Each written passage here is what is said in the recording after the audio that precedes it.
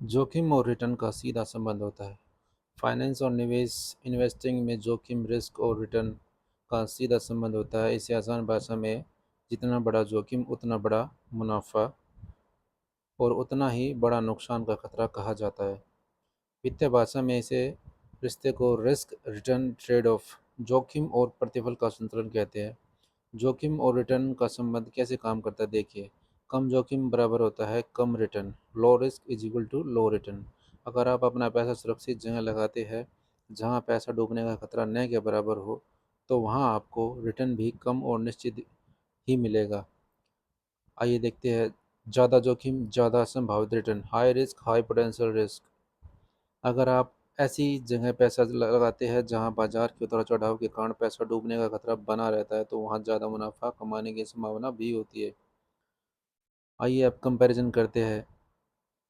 जैसे bank FD या फिर सेविंग अकाउंट में बहुत कम जोखिम होता है लेकिन रिटर्न भी कम ही रहता है, लेकिन सेफ्टी बहुत अच्छी रहती है। सरकारी बॉन्ड, रिस्क कम रहता है, रिटर्न संभावित रहते हैं, मीडियम रहते हैं, सेफ्टी बेस्ट होती है। Mutual fund, risk medium size होता है, मीडियम साइज रिटर्न मिलता है, सुरक्षा भी मीडियम साइज ही रहती है। शेयर बाजार, डायरेक्ट स्टॉक्स, रिस्क ज़्यादा होता है, संभावित रिटर्न 12 से 18% या उससे ज़्यादा भी मिल सकते हैं, लेकिन सेफ्टी बहुत कम है।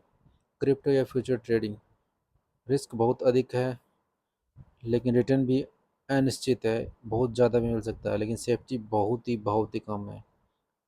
ध्यान रखने योग्य बात है, जोखिम का मतलब सिर्फ नुकसान नहीं, जोखिम का असली मतलब अनिश्चितता, अनसर्टेनिटी है। यानी आपको मिलने वाला रिटर्न तय नहीं होता। महंगाई का खतरा भी बहुत रहता है। बहुत सुरक्षित जगह जैसे घर में कैश रखना या कम ब्याज वाले बचत खाते और पैसा रखने से महंगाई आपको पैसे की खरीदारी क्षमता को कम कर देती है।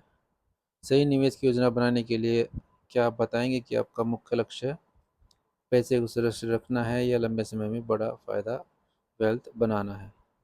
वीडियो अच्छी लगी हो तो लाइक कर देना, शेयर कर देना। धन्यवाद।